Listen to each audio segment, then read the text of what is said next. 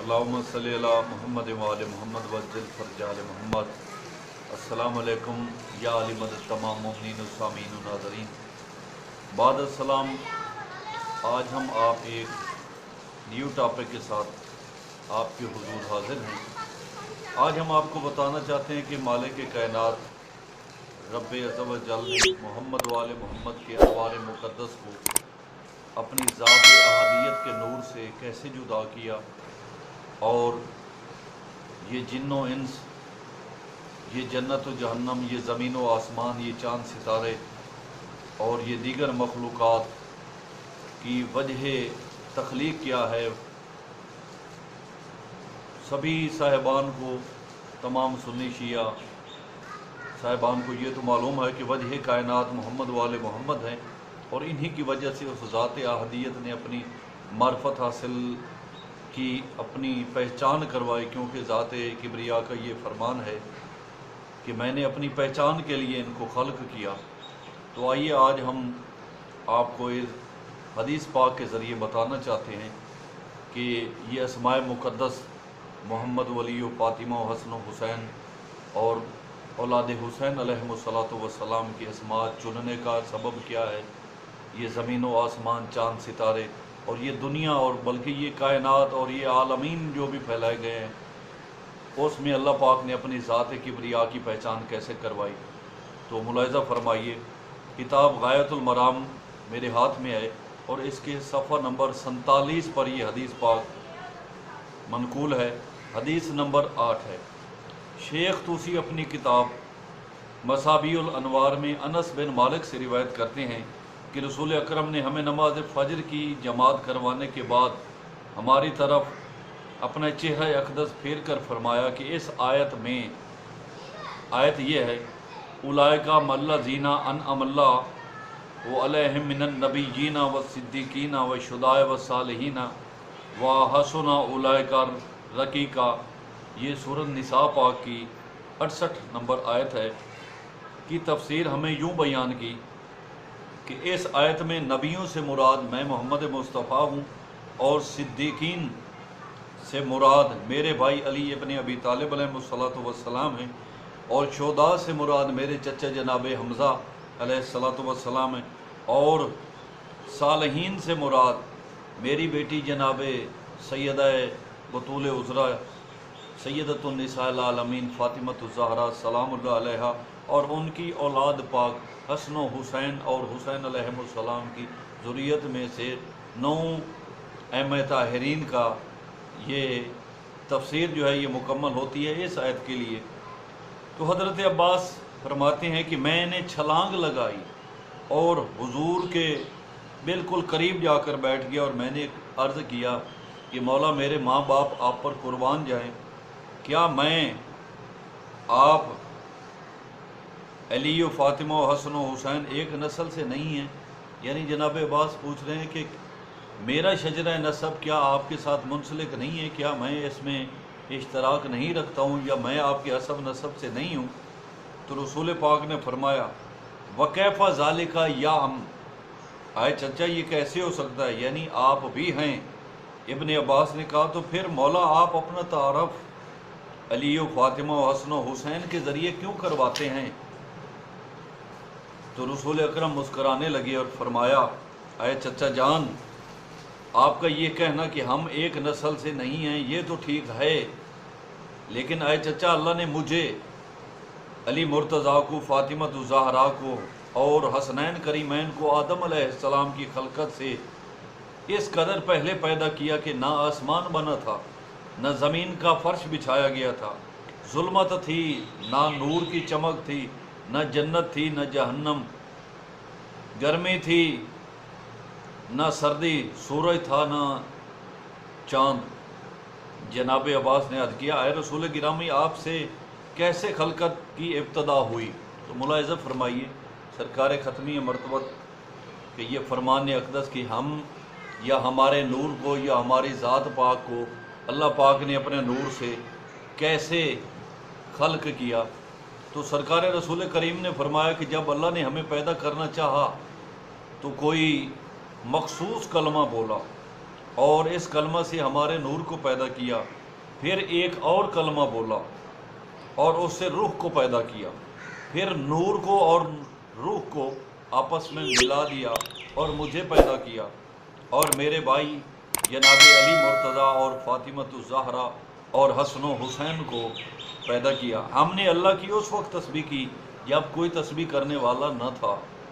ہم نے اللہ کی اس وقت تقدیس و تمجید کی جب کوئی اور تقدیس و تمجید کرنے والا نہ تھا۔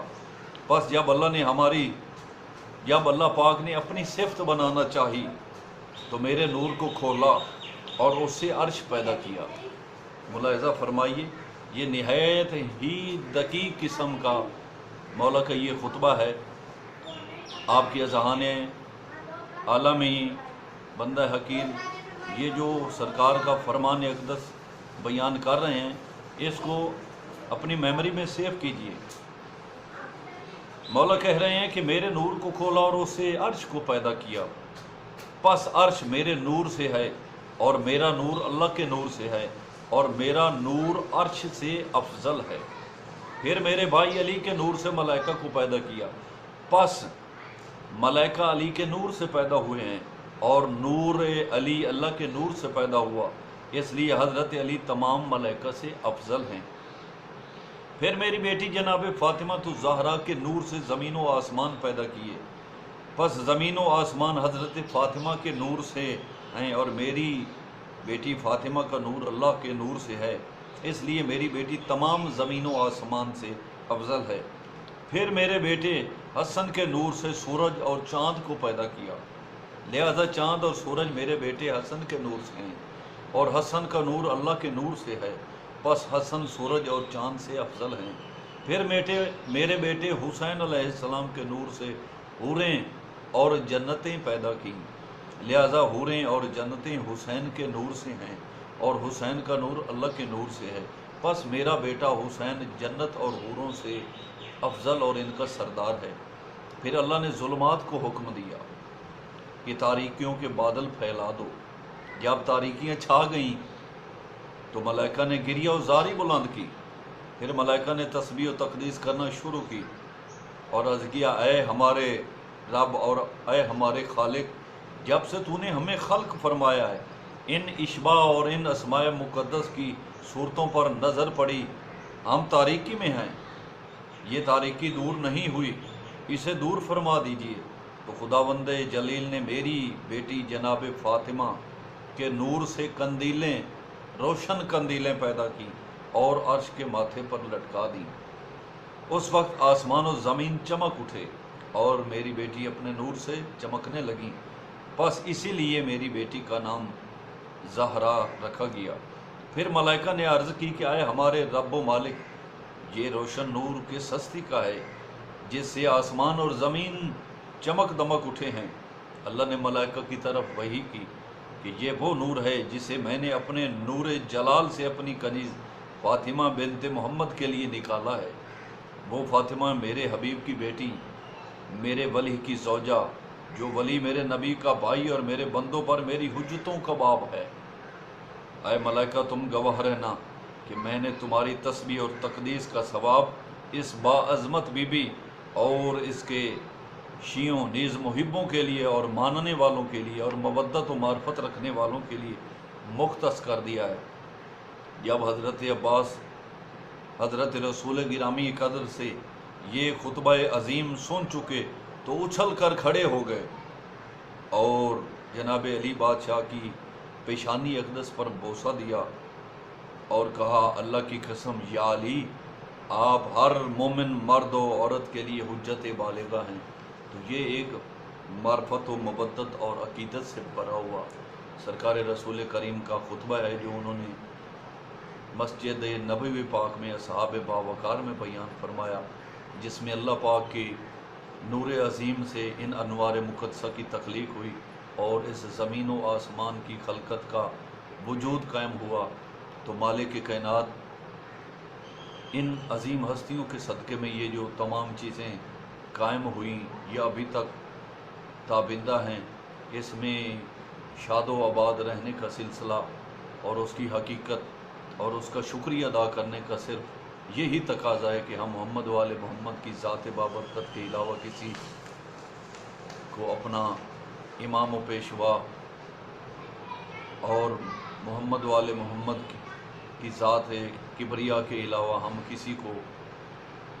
اس قابل نہ سمجھیں، کیونکہ یہ طاہر و مطہر ہستیاں ہیں اور قرآن پاک میں ان کی اطاعت کا ذکر لازم و ملزوم ہے،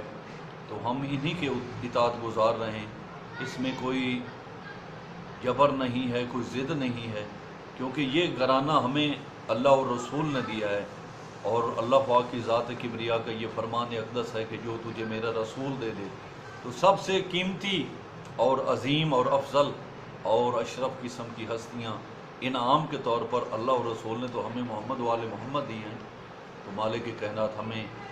ان کا سچا مطیع بنائے، ان کی معرفت و مودت رکھنے والا بنائے، ان کا سچا عزادار بنائے، اور ہر قسم کے بخل و ریا، کینہ اور حرص و حسد سے محفوظ فرمائے۔ مالک کائنات ہمیں ایمان کامل، ہمیں ایمان صادق کے ساتھ اس دنیا میں